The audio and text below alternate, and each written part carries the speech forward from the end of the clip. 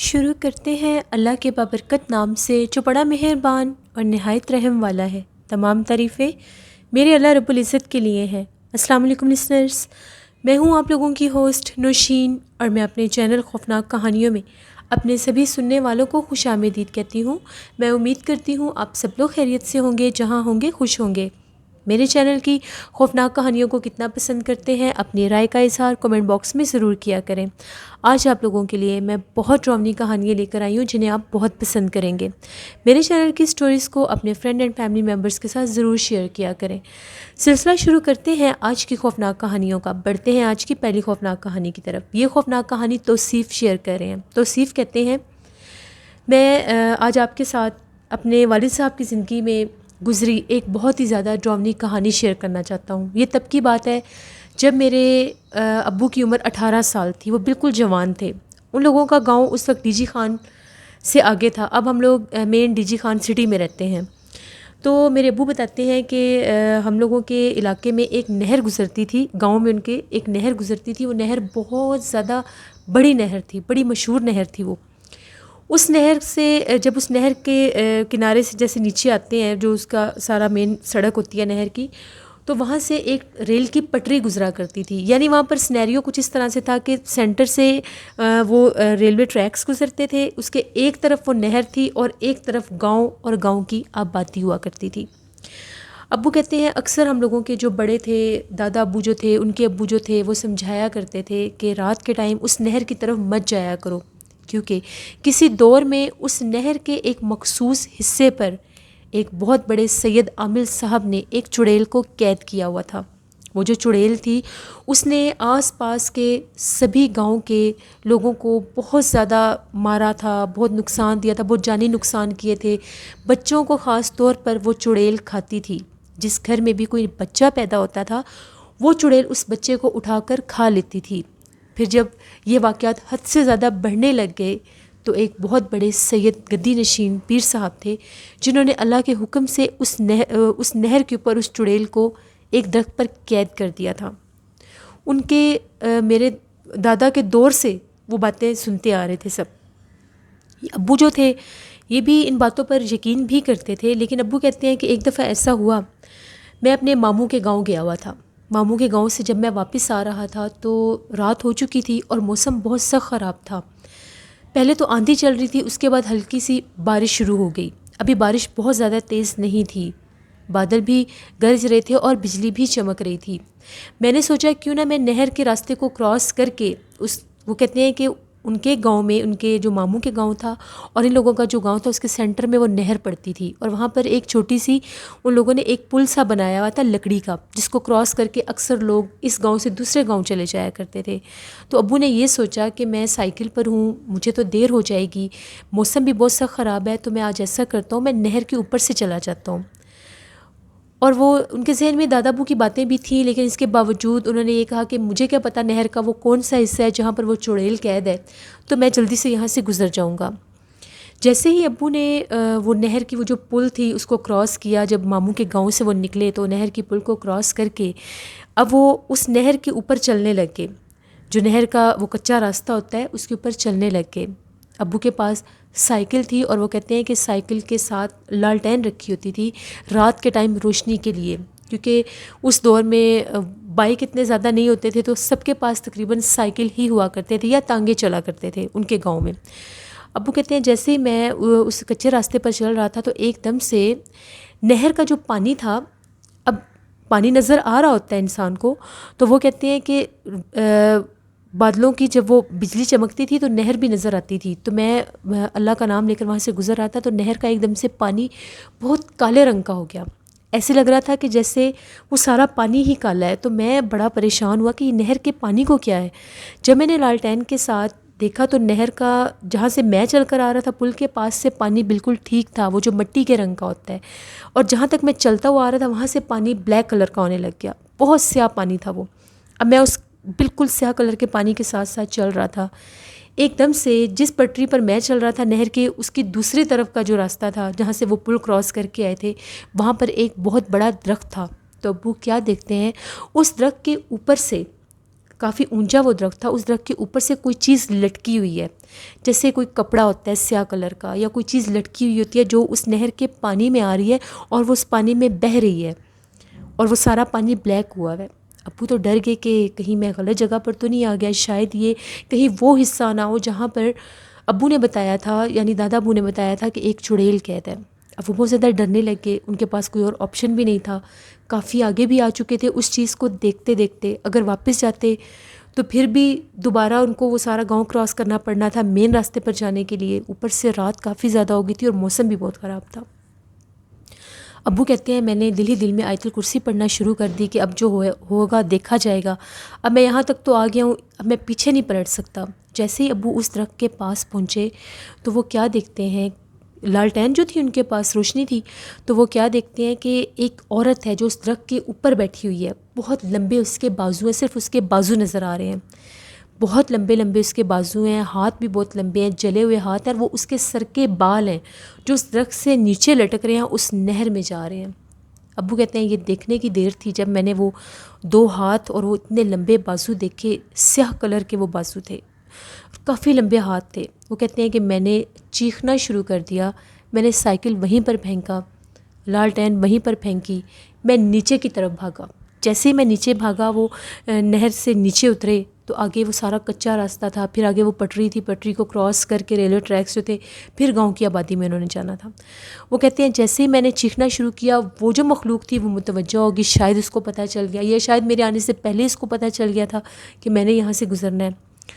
وہ کہتے ہیں، ابو کہتے ہیں اتنی ڈراؤنی چیخوں کی آواز میں نے سنی، وہ اس درخت پر قید تھی، اس درخت سے تو نیچے وہ آ نہیں سکتی تھی، لیکن اس کے جو چہرہ تھا، میں نے خود، وہ کہتے ہیں کہ میں نے دیکھا اور مجھے محسوس ہو رہا تھا کہ میرے پیچھے جیسے کوئی بھاگ کر آیا ہے۔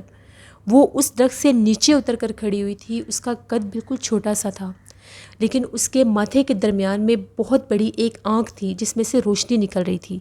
ابو کہتے ہیں وہ اتنی ڈراؤنی مخلوق تھی، اتنی ڈراؤنی مخلوق تھی کہ میں بڑی مشکل کے ساتھ چیخیں مارتا ہوا وہاں سے گزرا۔ میرے چیخوں پکار سن کے بہت سے گھروں میں سے لوگ بھی باہر نکلے، وہ مجھے روک رہے تھے، مجھے پوچھ رہے تھے کہ اس کو ہوا کیا ہے، لیکن میں بتانے کی طاقت میں ہی نہیں تھا۔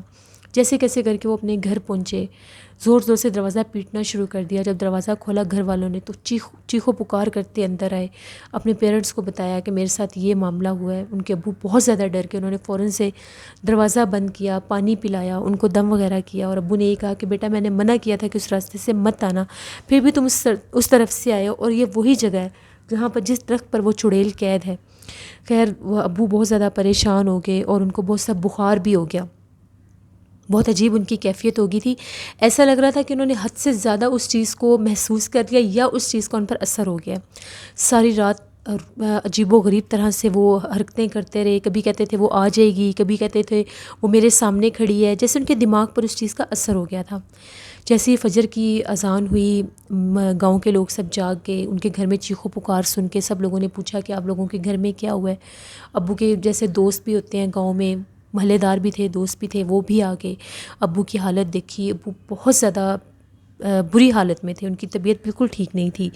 خیر ان لوگوں نے امام صاحب کو بلایا کہ ان کو بلا کر لاتے ہیں، ان کی تو طبیعت بہت سا خراب ہے۔ امام صاحب آئے، انہوں نے دم کیا، انہوں نے یہ کہا کہ اس نے بہت قریب سے اس مخلوق کو دیکھا ہے اور یہ بغور اس کو کھڑا ہو کر وہاں پر دیکھتا بھی رہا ہے، اس چیز نے اپنا اثر اس پر کر لیا ہے، کیونکہ وہ تو پہلے ہی وہ خون خوار وہ چڑیل تھی جو اتنے بچوں کو کھاتی تھی، لوگوں کو کھاتی تھی، پھر وہ قید ہو گئی، تو جب اس کو پتہ چلا کہ یہ وہاں سے گزر رہا ہے تو اس نے اپنا آپ اس پر ظاہر کر دیا۔ پھر مولوی صاحب نے ان کو دم کیا اور یہ کہا کہ میں اس چیز کو اس کے اوپر سے ہٹا نہیں سکتا، اس کے لیے آپ کو کسی عامل صاحب کے پاس جانا پڑے گا، کیونکہ وہ جو چڑیل ہے وہ بہت زیادہ سخت اور پاورفل ہے، میں اس کو کنٹرول نہیں کر سکتا، میں ہٹا نہیں سکتا۔ دم کیا، اس سے ابو کی کچھ حالت سنبھل گئی۔ کچھ دیر کے بعد جیسے دوپہر کے 12 بجے کا ٹائم ہوا، ابو کو دورے پڑنے لگ گئے، ان کے ہاتھ پاؤں ٹیڑھے ہو گئے، منہ میں سے جھاگ نکلنے لگی، آنکھیں جو تھیں ان کے جو آئی بال تھے بلیک کلر کے وہ بالکل اوپر چلے جاتے تھے اور صرف وائٹ کلر کی یہ چیز نظر آتی تھی۔ سب بہت زیادہ ڈرنے لگ گئے۔ امی نے، جو دادی اماں تھیں ان کی امی، انہوں نے بہت زیادہ رونا شروع کر دیا۔ دادا ابو بھی گھر ہی تھے، ان لوگوں نے گاؤں والوں کے ساتھ مل کر، ایک سید صاحب کا ان لوگوں کو پتہ چلا، وہ جو میری امی کے بھائی جو ابو کے جو ماموں تھے ان کے گاؤں میں لے کر گئے، کیونکہ ان کی حالت بہت خراب تھی۔ وہ جو سید صاحب تھے انہوں نے جب پڑھائی کی تو وہ مخلوق باقاعدہ ان پر ظاہر ہوئی۔ اس مخلوق نے یہ کہا کہ یہ وہاں سے گزر رہا تھا اور میرے جو بال تھے وہ اسی پانی میں تھے، اس نے وہاں پر کھڑے ہو کر باقاعدہ مجھے دیکھا بھی ہے اور اس نے ایک پتھر بھی اٹھا کر مارا ہے جو میرے بالوں پر بھی لگا ہے، تو میں اس کو نہیں چھوڑوں گی، میں اس کو ساتھ لے کر جاؤں گی، اس نے مجھے مارنے کی کوشش کی ہے۔ پھر وہ بڑی اس کی سمجھانے کی کوشش کی، وہ جو عامل صاحب تھے انہوں نے پڑھائی وغیرہ کی۔ اس کے بعد میرے ابو کو سختی سے منع کر دیا کہ اس نہر کی طرف نہیں جانا۔ ابو نے بہت زیادہ پرہیز شروع کر دی، اس طرف جاتے ہی نہیں تھے، شام کے بعد گھر سے نکلتے بھی نہیں تھے۔ کافی زیادہ صدقے کیے، بکرے باقاعدہ ذبح کر کے تو وہاں پر پھینک کر آتے تھے اس نہر میں، اسی جگہ پر پھینک کر آتے تھے۔ کچھ عرصے کے بعد میرے ابو ٹھیک ہو گئے۔ جب میرے ابو ٹھیک ہوئے تو وہ تب بھی خوفزدہ رہتے تھے۔ ان کے گاؤں کے جو دوست تھے، 2-3 دوست تھے ان کے، 1-2 دوست اور بھی تھے، وہ ذرا کچھ شرارتی نیچر کے تھے۔ وہ ابو کا مذاق بنانے لگ گئے، فضول میں تم ڈر گئے ہو، ہم لوگ اتنے بہادر ہیں، ایسا ویسا کچھ بھی نہیں ہے، تم نے صرف اپنے ابو کی باتیں سنی ہوئی تھی تو تم اس لیے ڈر گئے، وہاں پر کچھ بھی نہیں ہے۔ میرے ابو نے کہا کہ مجھے اس بارے میں بات بھی نہیں کرنی، کیونکہ جو میرے ساتھ ہوا ہے وہ کسی کے ساتھ بھی ہوتا تو اس کا یہی حال ہوتا۔ ان کا جو دوست تھا اس نے ابو کے ساتھ شرط لگا لی باقی دوستوں میں بیٹھ کر، میں تم لوگوں کو جا کر دکھاؤں گا، یہ صرف وہم کی وجہ سے ایسا ہوا، یہ وہ سب نے اس کو بہت روکا لیکن وہ شخص نہیں مانا۔ خیر اس نے پتہ نہیں اپنے ذہن میں کیا ٹھان لی تھی، وہ کیا ثابت کرنا چاہتا تھا۔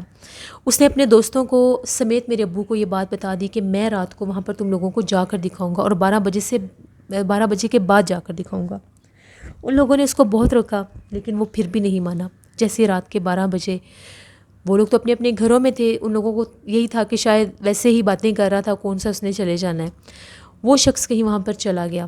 آدھی رات کا ٹائم ہوا تو گاؤں میں چیخو پکار شروع ہو گیا، کسی انسان کے چیخنے کی آوازیں سنائی دے رہی تھیں۔ جب سب گاؤں کے لوگ باہر نکلے، ہمارے ابو بھی تھے ساتھ، ان کا وہ دوست تھا، تو وہ کیا دیکھتے ہیں کہ ان کا جو دوست ہے اس کی حالت بہت زیادہ عجیب تھی، وہ بہت برے طریقے سے چیخ رہا تھا اور اس کی جو آوازیں تھیں وہ جو ریلوے ٹریکس تھے اس طرف سے اس کی چیخو پکار سنائی دے رہی تھی۔ جب گاؤں کے لوگ وہاں پر بھاگے تو جا کر دیکھا وہ جو ریلوے ٹریکس تھے ان کے اوپر وہ اس طرح سے گرا پڑا تھا جیسے اس کا پورا جسم پیرالائز ہو چکا ہے، ٹیڑھا میڑھا اس کا جسم ہو چکا تھا اور ایک طرف سے اس کا چہرہ بھی ٹیڑھا ہوا تھا۔ بڑی مشکل کے ساتھ اس کو اٹھا کر لائے، ان کے سارے دوستوں نے یہ بات بتائی، سب نے، اس کی حالت اس وقت ایسی تھی کہ اس کو کچھ کوئی کہہ بھی نہیں سکتا تھا۔ پھر وہی امام صاحب کو بلایا گیا، امام صاحب نے اس پر جب وہ دم وغیرہ کیا تو ان کی اپنی طبیعت خراب ہوگی۔ انہوں نے یہ کہا کہ اس کے اوپر باقاعدہ اس چیز نے اس کو پکڑا ہوا ہے، اس ٹائم بھی وہ چیز اس کے اوپر ہے۔ پھر وہ جو راتوں رات اس کو لے کر وہ سید صاحب تھے ان کے پاس گئے، وہاں پر جا کر اس شخص کو تھوڑی سی کوئی ہمت آئی یا شاید وہ دم وغیرہ کیا تو وہ بولنے کے قابل ہوا، تو اس نے یہ بات بتائی کہ میں نے اپنے ان دوستوں کے ساتھ شرط لگائی تھی اور میں ضد کر کے وہاں پر گیا تھا۔ جب میں وہاں پر گیا تو میں کیا دیکھتا ہوں، میں نہر کے دوسری طرف جا کر پل کراس کر کے اس درخت کے پاس جا کر میں اس کو بلا کر یہ کہنے لگا تھا کہ یہاں پر اگر کوئی چڑیل ہے تو میرے سامنے آئے، تو ایک دم سے میرے گلے کے ساتھ اس طرح سے بال لپٹے ہیں جیسے سانپ ہوتا ہے، اور اس نے مجھے باقاعدہ درخت کے اوپر اٹھا لیا تھا۔ وہ بہت ڈراؤنی ہے، اس کا چہرہ بہت زیادہ خوفناک ہے اور وہ اتنی زیادہ وہ ڈراؤنی چیز ہے کہ اس نے مجھے دیکھتے ساتھ اپنے بالوں کے ساتھ اس نے مجھے اٹھا کر نہر سے دور پٹری پر پھینکا اور اس کی ہنسی کی آواز میرے کانوں میں گونج رہی تھی۔ مجھے نہیں پتا کہ میں کیسے بچ گیا ہوں۔ پھر وہ جو سید صاحب تھے انہوں نے کافی اس لڑکے پر عمل کیے، وہ اپاہج ہو گیا تھا، وہ چل پھر نہیں سکتا تھا، بہت علاج ان لوگوں نے کروائے، اس کی ایک چھوٹی سی ضد اور غلطی نے اس کی زندگی برباد کر دی۔ ابو کہتے ہیں پھر ہم لوگ تو کبھی نہر کے اس حصے کی طرف جاتے ہی نہیں تھے، جب لوگوں کے ساتھ ایسے معاملات ہوئے تو پھر لوگ بہت زیادہ ڈر گئے، خاص طور پر ابو کے وہ جو گاؤں کا لڑکا تھا اس کے حادثے کے بعد تو کوئی وہاں سے گزرتا بھی نہیں تھا۔ خاص طور پر وہ کہتے ہیں کہ جب رات کے ٹائم جب آندھی طوفان کا موسم ہوتا تھا تو فضا میں چیخوں کی آوازیں آتی تھیں جو سب یہ کہتے تھے کہ اسی چڑیل کی ہیں۔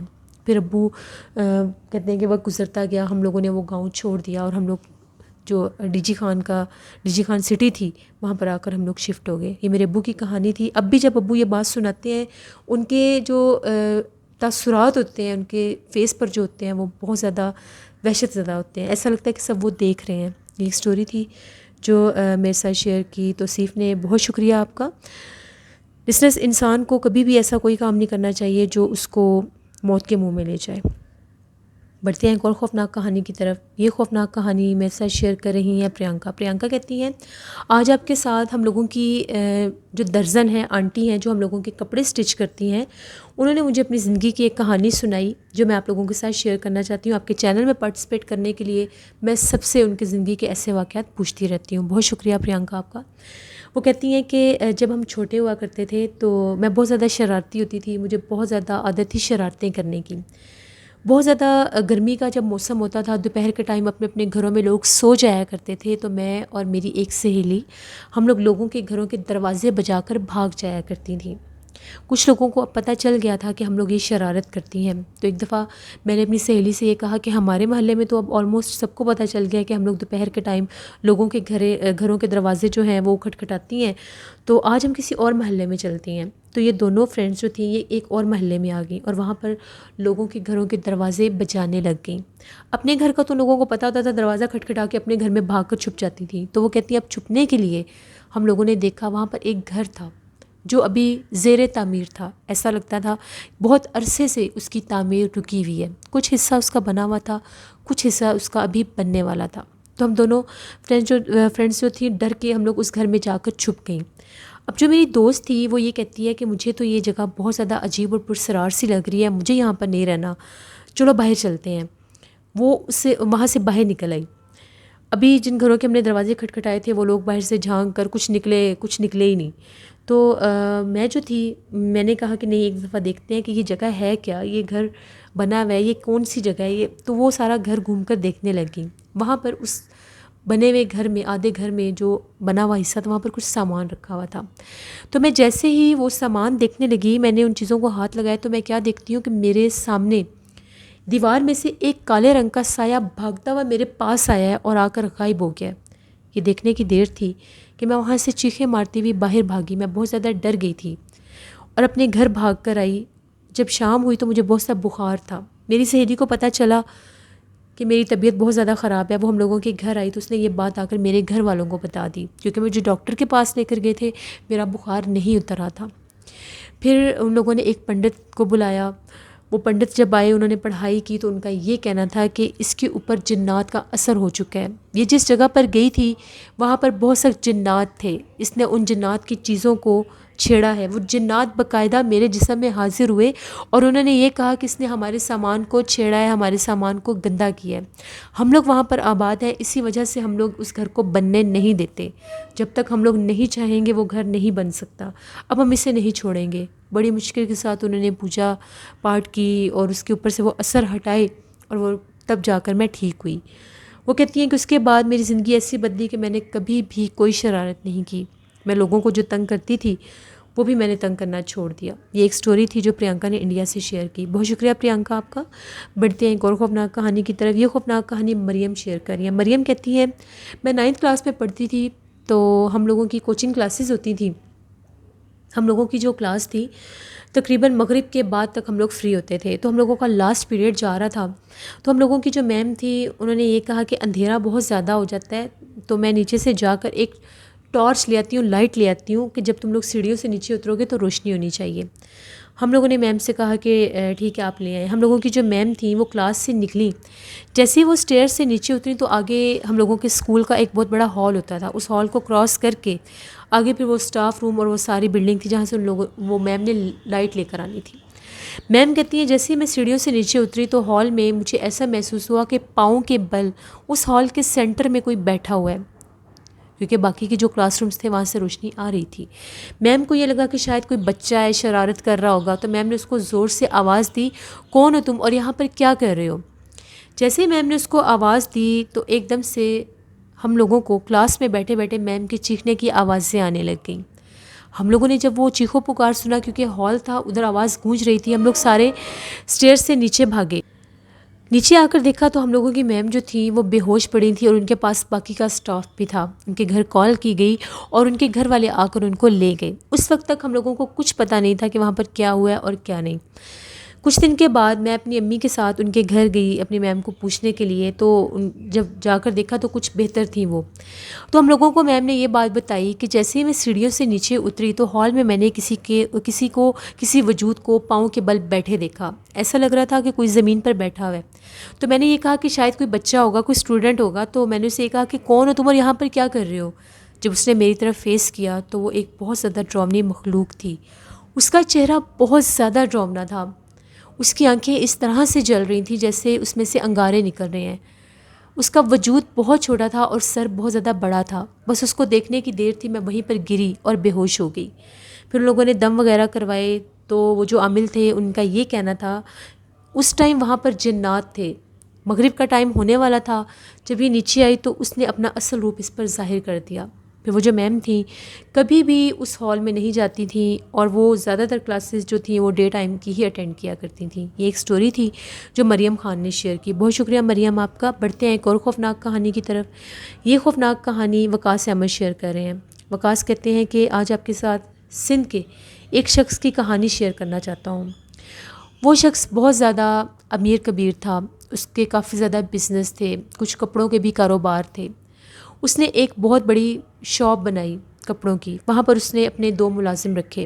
اب وہ جو اس کے پاس 2 ملازم اس کے ورکر جو کام کیا کرتے تھے ان پر اس کو کافی زیادہ ٹرسٹ بھی تھا. ان کو اپنے گھر بھی بھیجا کرتا تھا کھانا وغیرہ منگوانے کے لیے. ان میں سے جو ایک ملازم تھا اس کی نیت اس اپنے باس کی جائیداد کے اوپر اس کے گھر پر خراب ہو گئی. اب جب بھی وہ کھانا لینے جاتا تھا وہ جان بوجھ کر ان کے گھر والوں کے ساتھ فرینک ہونے کی کوشش کرتا تھا. وہ جو اس کے باس تھے ان کی مسز کے ساتھ اپنی اسلام دعا بڑھانے لگ گیا. وہ جو آدمی تھا 2 تھے، وہ جو دوسرا تھا وہ بہت اچھا انسان تھا. وہ اس کو بار بار سمجھاتا تھا کہ یہ کام اچھے نہیں ہیں، تم اس طرح سے نہ کرو. ہم لوگوں کا جو باس ہے ہم لوگوں پر بہت ٹرسٹ کرتا ہے، ہمیں بنا مانگے سب کچھ دیتا ہے، تو تم کیوں لالچ کر رہے ہو؟ تمہاری نظر کیوں خراب ہو گئی ہے اس کی دولت پر اور اس کے گھر پر؟ وہ یہ کہتا تھا کہ یہ تمہارا مقصد نہیں ہے، تم اپنے کام سے کام رکھو. کچھ دن گزرے. اب وہ جو اچھا ان کا جو ورکر تھا وہ اس کی ہر ایکٹیویٹی پر نظر رکھتا تھا. کچھ دن سے وہ جو لالچی ان کا ورکر تھا اس نے آنا جانا چھوڑ دیا، بالکل کم آنا جانا شروع کیا. وہ کہتا ہے کہ جب میں اس کے ایڈریس پر گیا کہ میں جا کر دیکھتا ہوں یہ اتنے دنوں سے آ کیوں نہیں رہا، تو جب میں وہاں پر پہنچا تو اس کمرے کے باہر سے بہت زیادہ گندی اسمیل آ رہی تھی اور اس کے کمرے میں سے عجیب و غریب آوازیں آ رہی تھیں. میں نے جب چھپ کر اس کے کمرے میں دیکھنا چاہا تو میں نے کیا دیکھا کہ وہ ایک کالا جادو کر رہا ہے کسی جادوگر کے ساتھ بیٹھ کر. اس کے پاس کچھ پتلے تھے، ان پتلوں میں وہ اس جادوگر سے ان پتلوں میں تعویذ اور سوئیاں لگوا رہا تھا. جب میں نے یہ چیز دیکھی میں بہت زیادہ ڈر گیا. میں فوراً سے وہاں سے واپس آ گیا. مجھ میں ہمت نہیں ہو رہی تھی کہ میں اپنے باس کو یہ سب کچھ بتا سکوں کہ پتہ نہیں وہ میری بات پر یقین کریں گے یا نہیں. اس نے بہت زیادہ چالاکی کے ساتھ ان کے گھر میں وہ کالے جادو کے تعویذ اور پتلے گاڑ دیے، جس کے بعد وہ جو ہم لوگوں کے باس تھے ان کی مسز کی طبیعت خراب رہنے لگ گئی، یہاں تک کہ ان کا ذہنی توازن ہی پلٹ گیا. باس بہت زیادہ پریشان ہوتے تھے، باس بھی بیمار رہنے لگ گئے. تو میں نے انہیں یہ ساری بات بتائی کہ اس طرح سے جو میرے ساتھ دوسرا شخص کام کرتا تھا اس کی نیت آپ کے گھر پر اور آپ کی ساری جائیداد پر خراب ہو گئی تھی، اور میں نے اس کو باقاعدہ جادو کرتے دیکھا ہے. وہ بہت زیادہ پریشان ہو گئے. انہوں نے اس کے گھر کے اوپر فوراً سے پولیس کو بھیجا، چھاپہ مروانے کی کوشش کی کہ اس کو اریسٹ کروا سکے، لیکن وہ وہاں سے غائب ہو گیا. بہت ڈھونڈا ان لوگوں نے. کچھ دنوں کے بعد ان کی مسز بھی ان کے گھر سے لاپتہ ہو گئیں. کوئی نہیں جانتا وہ کہاں پر گئیں کہاں پر نہیں گئیں. بہت ڈھونڈا گیا ان کو، وہ نہیں ملی. باس کی بھی طبیعت بہت زیادہ خراب رہنے لگی. میں نے وہ جاب ہی چھوڑ دی، ان کے پاس کام کرنا چھوڑ دیا. کچھ عرصے کے بعد میرا ایک جگہ سے گزرنا ہوا تو میں نے اس شخص کے ساتھ، وہ جو لالچی تھا اس کے ساتھ باس کی مسز کو دیکھا. میں بہت زیادہ حیران ہوا. میں اس کے پاس گیا اور میں نے یہ پوچھا کہ یہ تمہارے ساتھ یہ تو باس کی مسز ہے، تمہارے ساتھ کیا کر رہی ہیں؟ جس پر اس کا یہ کہنا تھا کہ میں نے کالے جادو کے ذریعے اس کا ذہنی توازن پلٹ دیا تھا، اور جب یہ اپنے گھر سے بھاگی تھی تو اس کالے جادو کے اثر سے ہی بھاگی تھی. یہ تب سے میرے ساتھ ہی رہتی ہے اور میں اس کو کبھی بھی نہیں چھوڑوں گا. جب میں نے یہ ساری باتیں سنی میں بہت زیادہ حیران ہوا اور میں فوراً سے وہاں سے واپس آ گیا. میں نے یہ بات آ کر اپنے باس کو بھی بتائی. اس کے بعد بہت مشکل کے ساتھ وہ اس قابل ہوئے، اس کا پتہ چلا اور اپنی مسز کو اس سے واپس لے کر آئے. ان کو بالکل بھی کچھ یاد نہیں تھا ان کے ساتھ کیا ہوتا رہا کیا نہیں. وہ اپنے حواسوں میں ہی نہیں تھی. ان کے بہت علاج کروائے گئے تب جا کر وہ ٹھیک ہوئیں. یہ ایک سٹوری تھی جو وقاص احمد نے شیئر کی. بہت شکریہ وقاص احمد آپ کا.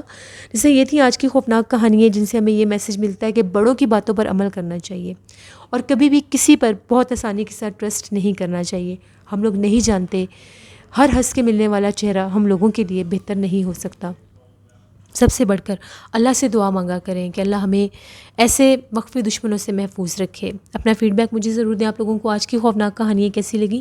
آپ لوگ بھی اپنی خوفناک کہانیاں شیئر کر سکتے ہیں ڈسکرپشن باکس میں دیے گئے ای میل آئی ڈی noshinmilk57@gmail.com پر. اس کے علاوہ آپ لوگ مجھے کمنٹ باکس میں بھی سٹوری شیئر کر سکتے ہیں. انشاءاللہ کل آپ لوگوں کے ساتھ پھر ملاقات ہوگی کسی نئی خوفناک کہانی میں. نیلم وائس آفیشیل میری سسٹر کا چینل ہے، ضرور جا کر سبسکرائب کریں. ہارر سٹوری چینل ہے، آپ لوگوں کو پسند آئے گا. میرے ولاگ چینل پر انشاءاللہ میں ضرور کل کوئی ولاگ پوسٹ کروں گی، اس کو بھی وزٹ کریے گا. اپنا بہت سا خیال رکھیے گا. اپنی ڈھیروں دعاؤں میں مجھے میرے والدین کو ضرور یاد رکھیے گا. Thank you for watching. Stay blessed. اللہ نگہبان.